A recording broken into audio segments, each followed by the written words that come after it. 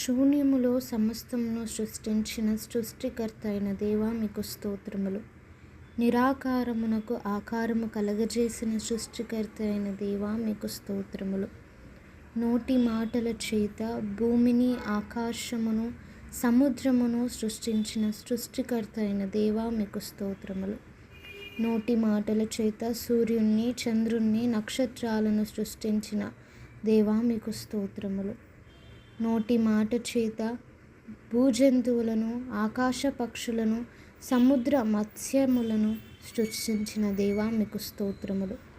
నోటి మాట చేత చెట్లను, వృక్షములను సృష్టించిన దేవా మీకు స్తోత్రములు. మీ స్వహస్తాలతో మీ స్వరూపమందు మీ పోలిక చొప్పున నేల మట్టితో నరులను నిర్మించిన సృష్టికర్త అయిన దేవా మీకు స్తోత్రములు.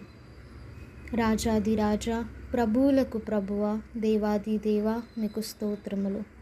ధవలవర్ణుడా, రత్నవర్ణుడా, అతికాంక్షణీయుడా మీకు స్తోత్రములు.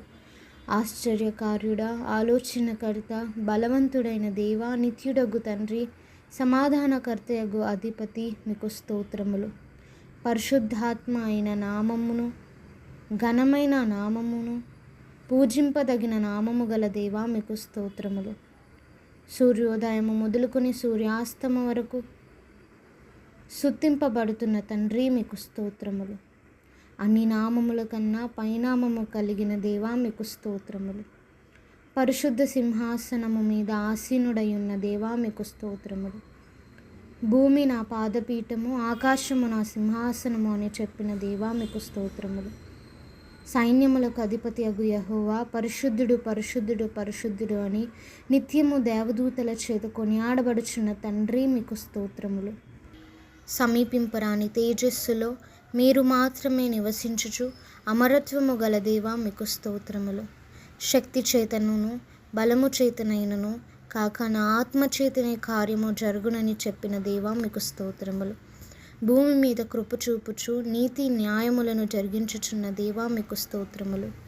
నేను సర్వశక్తి గల దేవుడను, నాకు అసాధ్యమైనది ఏదైనా కలదా అని చెప్పిన దేవా మీకు స్తోత్రములు.